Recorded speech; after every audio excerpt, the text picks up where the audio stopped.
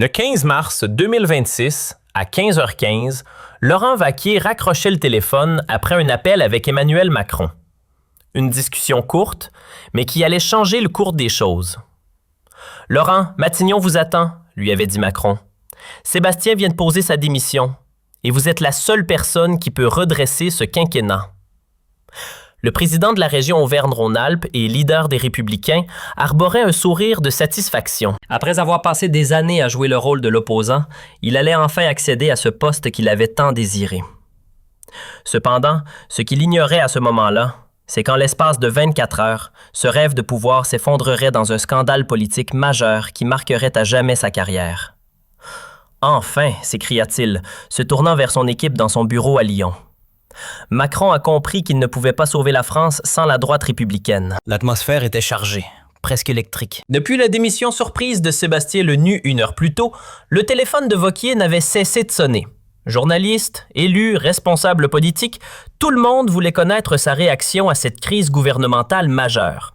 Mais l'appel d'Emmanuel Macron avait tout changé. « Mes amis », déclara Wauquiez à son équipe, « dans 48 heures, je serai premier ministre de la République française. Il est temps de préparer notre retour au pouvoir. » Cette perspective n'avait rien d'irréaliste. Laurent Wauquiez, 49 ans, ancien ministre sous Nicolas Sarkozy, président de Région populaire, dirigeait les Républicains d'une main de fer depuis sa gestion de la crise du Covid en Auvergne-Rhône-Alpes, ce qui lui avait donné une stature nationale et ses critiques mesurées mais fermes de la politique macroniste en avaient... Le 15 mars 2026, à 15h15, Laurent Wauquiez raccrochait le téléphone après un appel avec Emmanuel Macron. Une discussion courte, mais qui allait changer le cours des choses. « Laurent, Matignon vous attend », lui avait dit Macron.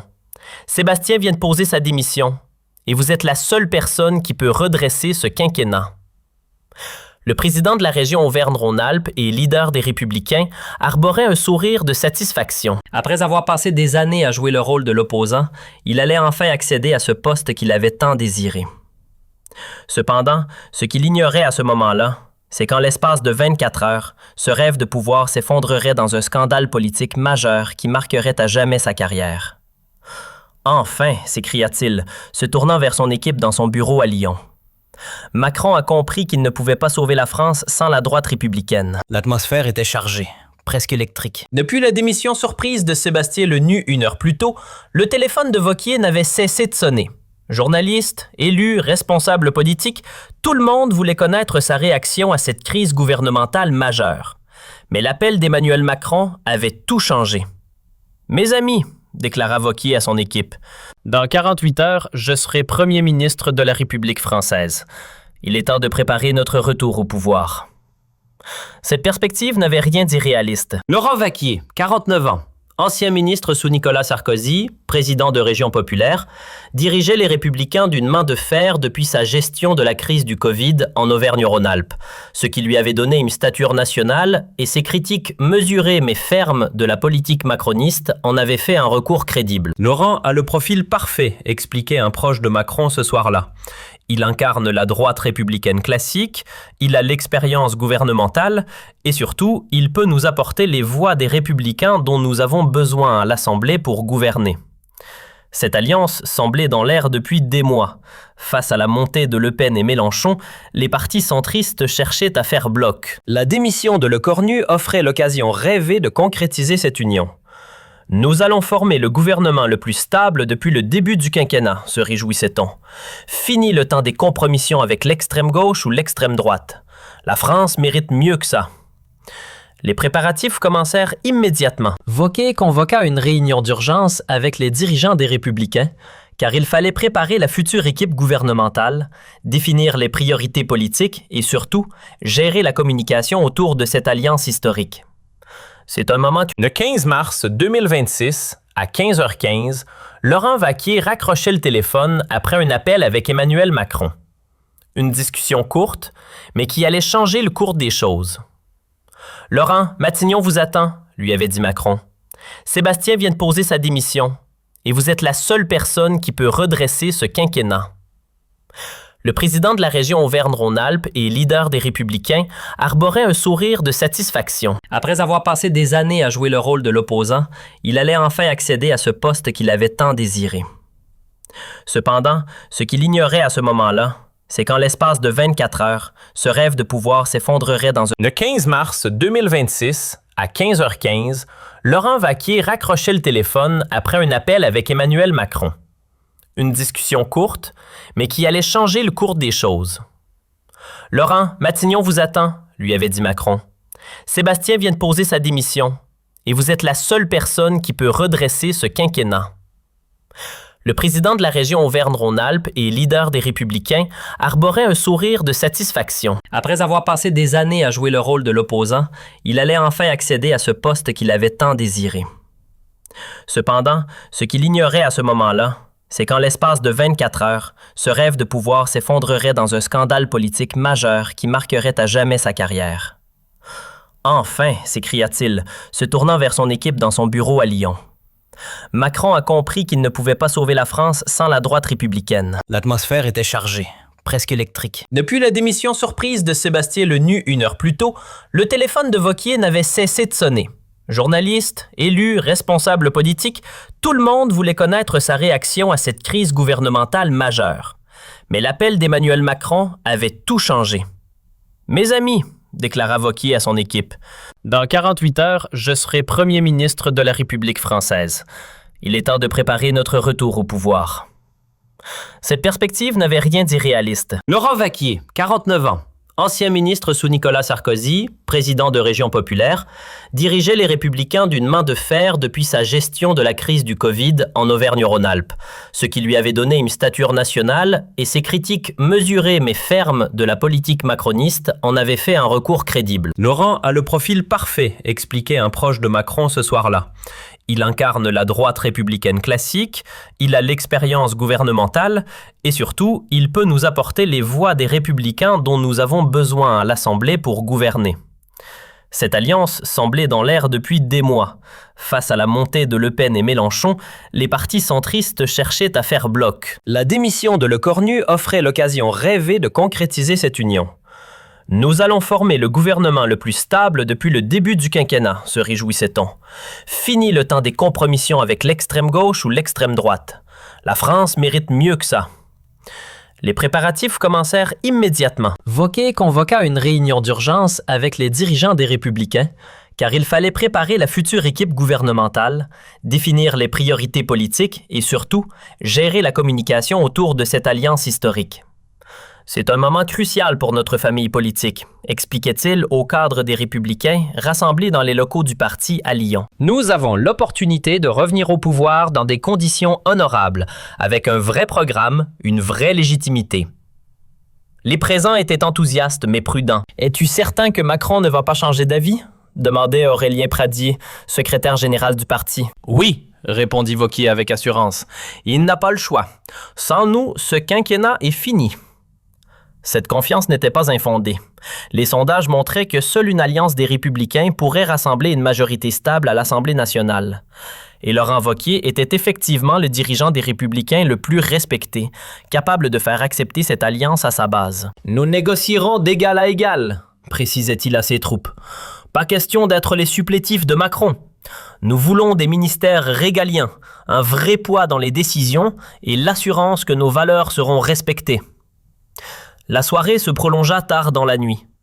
Wauquiez et son équipe travaillaient sur tous les détails.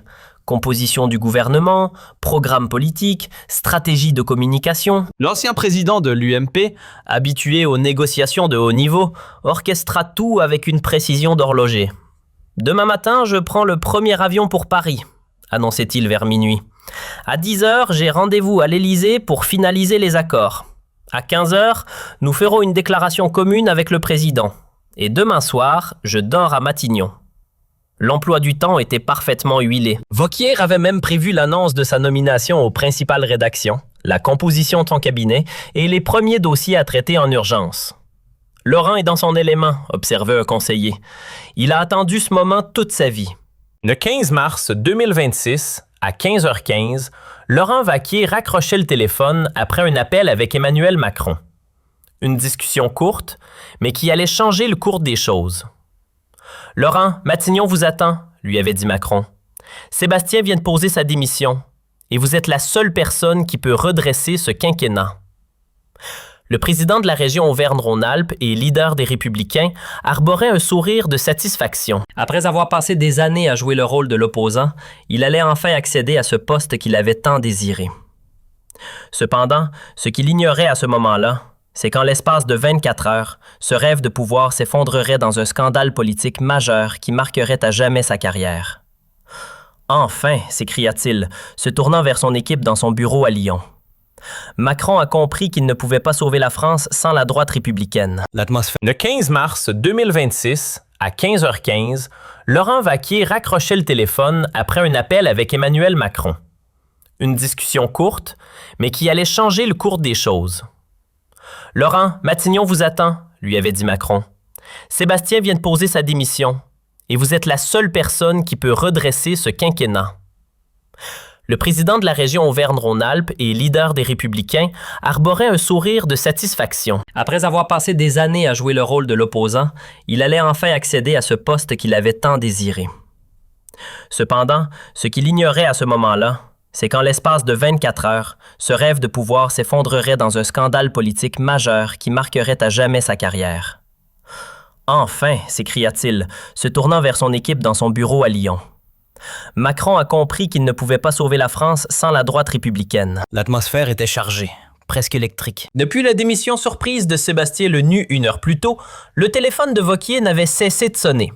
Journalistes, élus, responsables politiques, tout le monde voulait connaître sa réaction à cette crise gouvernementale majeure. Mais l'appel d'Emmanuel Macron avait tout changé. « Mes amis », déclara Wauquiez à son équipe, « dans 48 heures, je serai Premier ministre de la République française. Il est temps de préparer notre retour au pouvoir. » Cette perspective n'avait rien d'irréaliste. Laurent Wauquiez, 49 ans, ancien ministre sous Nicolas Sarkozy, président de Région populaire, dirigeait les Républicains d'une main de fer depuis sa gestion de la crise du Covid en Auvergne-Rhône-Alpes, ce qui lui avait donné une stature nationale, et ses critiques mesurées mais fermes de la politique macroniste en avaient fait un recours crédible. Laurent a le profil parfait, expliquait un proche de Macron ce soir-là. Il incarne la droite républicaine classique, il a l'expérience gouvernementale et surtout, il peut nous apporter les voix des républicains dont nous avons besoin à l'Assemblée pour gouverner.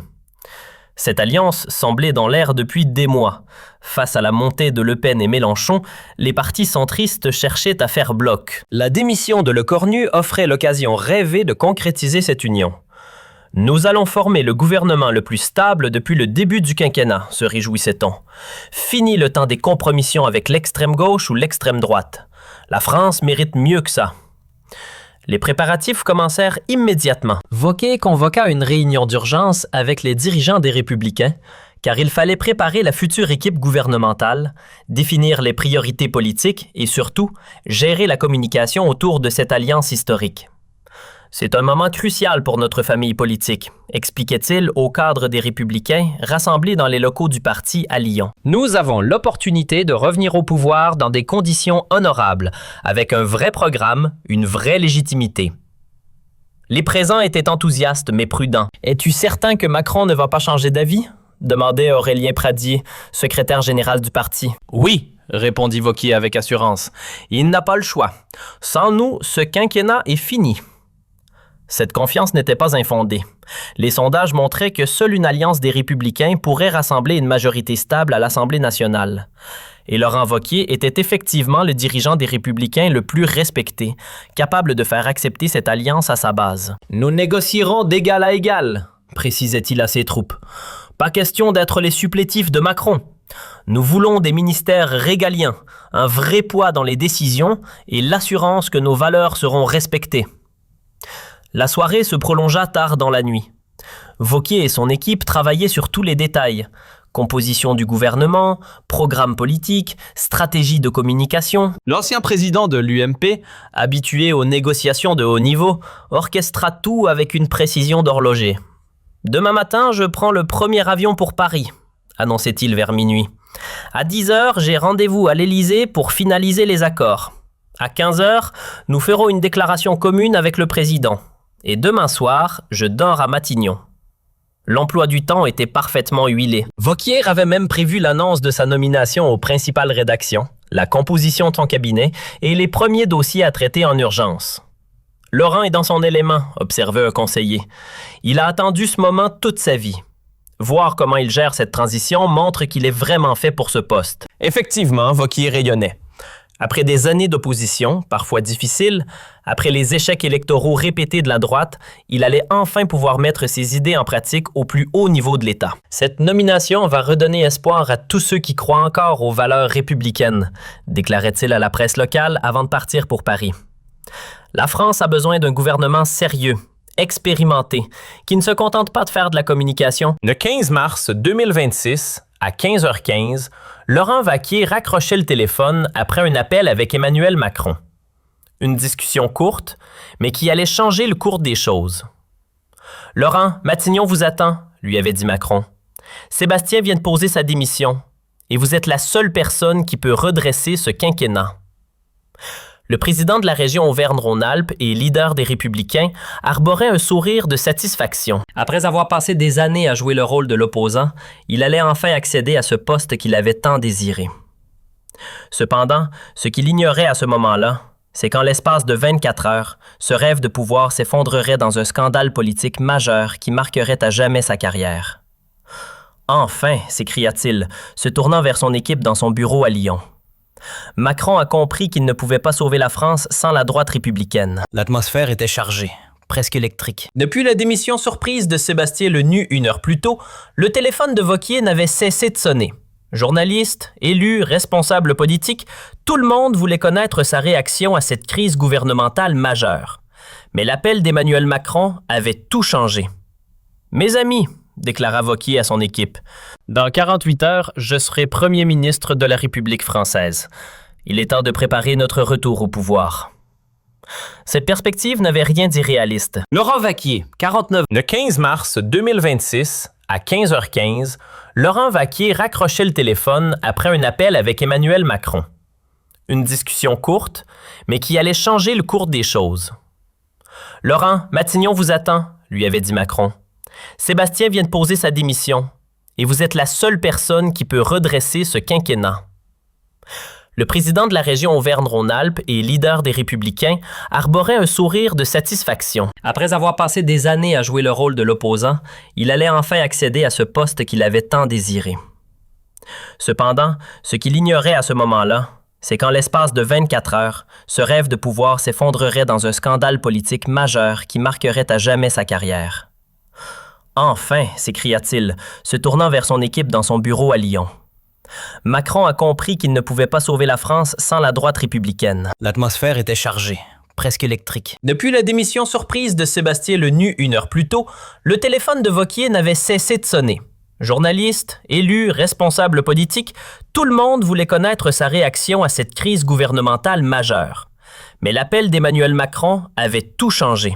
« Mes amis », déclara Wauquiez à son équipe, « dans 48 heures, je serai Premier ministre de la République française.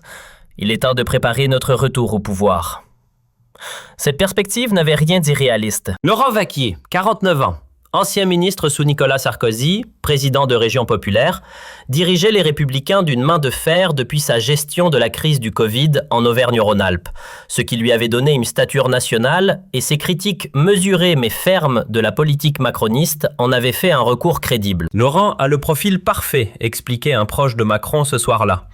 Il incarne la droite républicaine classique, il a l'expérience gouvernementale et surtout, il peut nous apporter les voix des républicains dont nous avons besoin à l'Assemblée pour gouverner. Cette alliance semblait dans l'air depuis des mois. Face à la montée de Le Pen et Mélenchon, les partis centristes cherchaient à faire bloc. La démission de Lecornu offrait l'occasion rêvée de concrétiser cette union. « Nous allons former le gouvernement le plus stable depuis le début du quinquennat », se réjouissait-on. « Fini le temps des compromissions avec l'extrême gauche ou l'extrême droite. La France mérite mieux que ça. » Les préparatifs commencèrent immédiatement. Wauquiez convoqua une réunion d'urgence avec les dirigeants des Républicains, car il fallait préparer la future équipe gouvernementale, définir les priorités politiques et surtout, gérer la communication autour de cette alliance historique. C'est un moment crucial pour notre famille politique, expliquait-il au cadre des Républicains rassemblés dans les locaux du parti à Lyon. Nous avons l'opportunité de revenir au pouvoir dans des conditions honorables, avec un vrai programme, une vraie légitimité. Les présents étaient enthousiastes mais prudents. « Es-tu certain que Macron ne va pas changer d'avis ?» demandait Aurélien Pradier, secrétaire général du parti. « Oui », répondit Wauquiez avec assurance. « Il n'a pas le choix. » Le 15 mars 2026, à 15h15, Laurent Wauquiez raccrochait le téléphone après un appel avec Emmanuel Macron. Une discussion courte, mais qui allait changer le cours des choses. « Laurent, Matignon vous attend », lui avait dit Macron. « Sébastien vient de poser sa démission, et vous êtes la seule personne qui peut redresser ce quinquennat. » Le président de la région Auvergne-Rhône-Alpes et leader des Républicains arborait un sourire de satisfaction. Après avoir passé des années à jouer le rôle de l'opposant, il allait enfin accéder à ce poste qu'il avait tant désiré. Cependant, ce qu'il ignorait à ce moment-là, c'est qu'en l'espace de 24 heures, ce rêve de pouvoir s'effondrerait dans un scandale politique majeur qui marquerait à jamais sa carrière. « Enfin !» s'écria-t-il, se tournant vers son équipe dans son bureau à Lyon. Macron a compris qu'il ne pouvait pas sauver la France sans la droite républicaine. L'atmosphère était chargée, presque électrique. Depuis la démission surprise de Sébastien Lenu 1 heure plus tôt, le téléphone de Wauquiez n'avait cessé de sonner. Journalistes, élus, responsables politiques, tout le monde voulait connaître sa réaction à cette crise gouvernementale majeure. Mais l'appel d'Emmanuel Macron avait tout changé. « Mes amis », déclara Wauquiez à son équipe. « Dans 48 heures, je serai premier ministre de la République française. Il est temps de préparer. » Le 15 mars 2026, à 15h15, Laurent Wauquiez raccrochait le téléphone après un appel avec Emmanuel Macron. Une discussion courte, mais qui allait changer le cours des choses. « Laurent, Matignon vous attend », lui avait dit Macron. « Sébastien vient de poser sa démission, et vous êtes la seule personne qui peut redresser ce quinquennat. » Le président de la région Auvergne-Rhône-Alpes et leader des Républicains arborait un sourire de satisfaction. Après avoir passé des années à jouer le rôle de l'opposant, il allait enfin accéder à ce poste qu'il avait tant désiré. Cependant, ce qu'il ignorait à ce moment-là, c'est qu'en l'espace de 24 heures, ce rêve de pouvoir s'effondrerait dans un scandale politique majeur qui marquerait à jamais sa carrière. « Enfin !» s'écria-t-il, se tournant vers son équipe dans son bureau à Lyon. Macron a compris qu'il ne pouvait pas sauver la France sans la droite républicaine. L'atmosphère était chargée, presque électrique. Depuis la démission surprise de Sébastien Lenu 1 heure plus tôt, le téléphone de Wauquiez n'avait cessé de sonner. Journalistes, élus, responsables politiques, tout le monde voulait connaître sa réaction à cette crise gouvernementale majeure. Mais l'appel d'Emmanuel Macron avait tout changé. « Mes amis », déclara Wauquiez à son équipe. « Dans 48 heures, je serai premier ministre de la République française. Il est temps de préparer notre retour au pouvoir. » Cette perspective n'avait rien d'irréaliste. Laurent Wauquiez, 49 ans, ancien ministre sous Nicolas Sarkozy, président de Région populaire, dirigeait les Républicains d'une main de fer depuis sa gestion de la crise du Covid en Auvergne-Rhône-Alpes, ce qui lui avait donné une stature nationale, et ses critiques mesurées mais fermes de la politique macroniste en avaient fait un recours crédible. « Laurent a le profil parfait », expliquait un proche de Macron ce soir-là.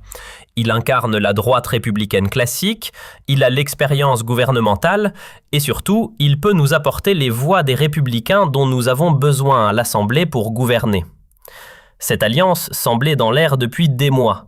Face à la montée de Le Pen et Mélenchon, les partis centristes cherchaient à faire bloc. La démission de Lecornu offrait l'occasion rêvée de concrétiser cette union.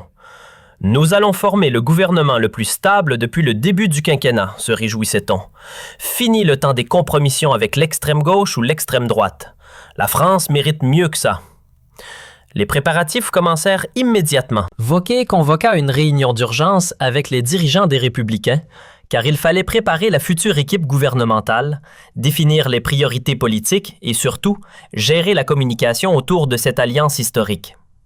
C'est un moment crucial pour notre famille politique, expliquait-il au cadre des Républicains rassemblés dans les locaux du parti à Lyon. Nous avons l'opportunité de revenir au pouvoir dans des conditions honorables, avec un vrai programme, une vraie légitimité. Les présents étaient enthousiastes mais prudents. « Es-tu certain que Macron ne va pas changer d'avis ?» demandait Aurélien Pradier, secrétaire général du parti. « Oui », répondit Wauquiez avec assurance. « Il n'a pas le choix. Sans nous, ce quinquennat est fini. » Cette confiance n'était pas infondée. Les sondages montraient que seule une alliance des républicains pourrait rassembler une majorité stable à l'Assemblée nationale. Et Laurent Wauquiez était effectivement le dirigeant des républicains le plus respecté, capable de faire accepter cette alliance à sa base. « Nous négocierons d'égal à égal », précisait-il à ses troupes. « Pas question d'être les supplétifs de Macron. Nous voulons des ministères régaliens, un vrai poids dans les décisions et l'assurance que nos valeurs seront respectées. » La soirée se prolongea tard dans la nuit. Wauquiez et son équipe travaillaient sur tous les détails. Composition du gouvernement, programme politique, stratégie de communication. L'ancien président de l'UMP, habitué aux négociations de haut niveau, orchestra tout avec une précision d'horloger. « Demain matin, je prends le premier avion pour Paris », annonçait-il vers minuit. « À 10h, j'ai rendez-vous à l'Élysée pour finaliser les accords. À 15h, nous ferons une déclaration commune avec le président. Et demain soir, je dors à Matignon. » L'emploi du temps était parfaitement huilé. Wauquiez avait même prévu l'annonce de sa nomination aux principales rédactions, la composition de son cabinet et les premiers dossiers à traiter en urgence. « Laurent est dans son élément », observait un conseiller. « Il a attendu ce moment toute sa vie. Voir comment il gère cette transition montre qu'il est vraiment fait pour ce poste. » Effectivement, Wauquiez rayonnait. Après des années d'opposition, parfois difficiles, après les échecs électoraux répétés de la droite, il allait enfin pouvoir mettre ses idées en pratique au plus haut niveau de l'État. Cette nomination va redonner espoir à tous ceux qui croient encore aux valeurs républicaines, déclarait-il à la presse locale avant de partir pour Paris. La France a besoin d'un gouvernement sérieux, expérimenté, qui ne se contente pas de faire de la communication, mais qui agit vraiment. Le voyage en avion vers la capitale fut triomphal. Wauquiez était accompagné de ses principaux collaborateurs. Tout galvanisé par cette perspective, les journalistes présents dans l'avion notaient son assurance, sa sérénité, sa préparation minutieuse. « Il ne montre aucun signe de stress », rapportait un reporter de France Inter. Laurent Wauquiez semble vraiment prêt à assumer cette responsabilité historique. L'arrivée à Roissy fut un événement médiatique. Une meute de journalistes attendait le futur premier ministre. Wauquiez, élégant dans son costume sombre, répondait aux questions avec le sourire et l'assurance de celui qui maîtrise parfaitement son sujet. « Monsieur Wauquiez, comment envisagez-vous cette alliance avec Emmanuel Macron »